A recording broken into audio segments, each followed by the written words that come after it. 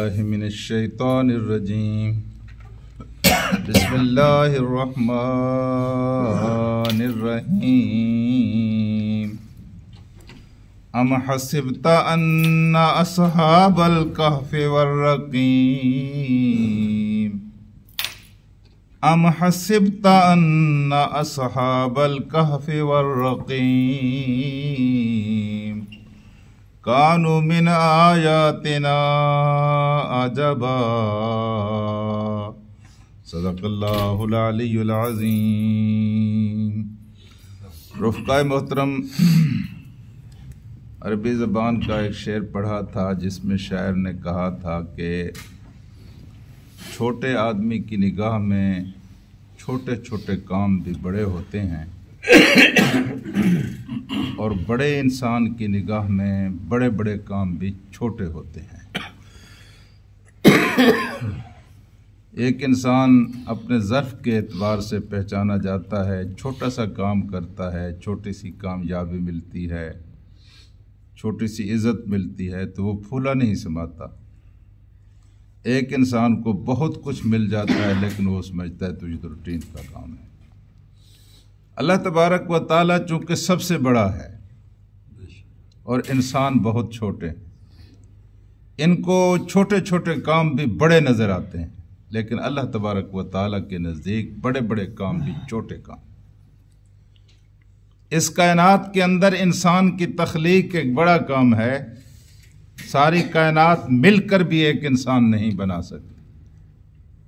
اور پھر اللہ پاک نے صرف انسان کو نہیں بنایا، انسان جس کائنات میں بستا ہے ساری کائنات کو بنایا.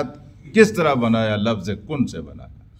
کن ہو جا فیکون، پس ہو گئی. یہ ہے اللہ.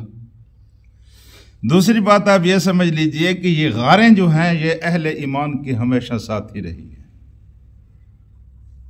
یہ غار حرا ہو، غار ثور ہو، یہ اصحاب کہف کی غار ہو، یہ اور 3 نوجوان جو غار کے اندر پھنس گئے تھے اور انہوں نے دعا مانگی تھی اور اللہ تعالیٰ نے ان کو وہاں سے نکالا تھا، یا یہ افغانستان کے پہاڑ ہوں، جہاں بھی ہوں یہ غاریں اہل ایمان کی بڑی ساتھی ہوتی ہیں. اصحاب کہف کا قصہ مشہور قصہ ہے کہ یہ اپنے دور کے اہل ایمان تھے اور صاحب ایمان تھے، اور اتفاق سے یہ جس بادشاہ کی بادشاہی میں رہتے تھے وہ کافر تھا.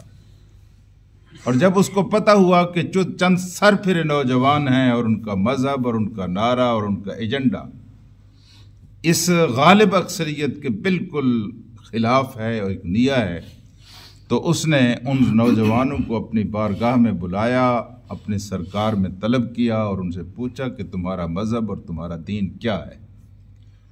تو انہوں نے خالص توحید کی دعوت وہاں پیش کی اور اس کو یہ بات ناگوار گزری اور اس نے برملا ان سے کہا کہ تم تھوڑے سے لوگ ہو اور چھوٹے سے ایجنڈے کو اس اکثریت کے اوپر غالب کرنا چاہتے ہو، نافذ کرنا چاہتے ہو.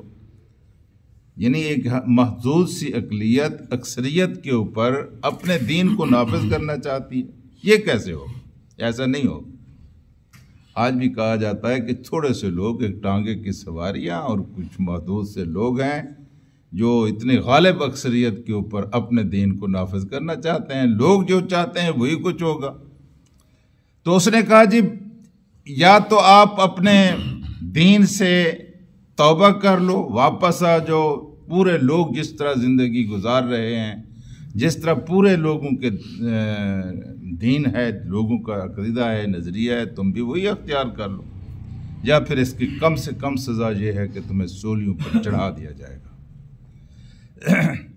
اب وہ لوگ وہاں سے اٹھے اور چند دن کی ان کو مہلت تھی. انہوں نے آپس میں سوچا کہ کیا کیا جائے. صاف ظاہر ہے کہ ایک بادشاہ ہے اور اس کی پشت کے اوپر پوری کی پوری قوم کھڑی ہوئی ہے. ساری قوم اس راستے پر چل رہی تھی. ہم مقابلے تو نہیں کر سکتے ہیں، پھر کیا کریں؟ کہیں ہجرت کر جائیں تو ارد گرد دیکھا کہیں کوئی ایسی سرزمین بھی موجود نہیں تھی جہاں ان کو پناہ مل سکتی تھی، جہاں وہ ہجرت کر سکتے تھے. پھر انہوں نے تن بتقدیر اللہ کی رضا اللہ تبارک و تعالیٰ کے سپرد اپنے آپ کو کرتے ہوئے ایک غار میں پناہ لینے کا فیصلہ کر لیا۔ اللہ تبارک و تعالیٰ کو ان کا یہ فیصلہ اتنا پسند آیا۔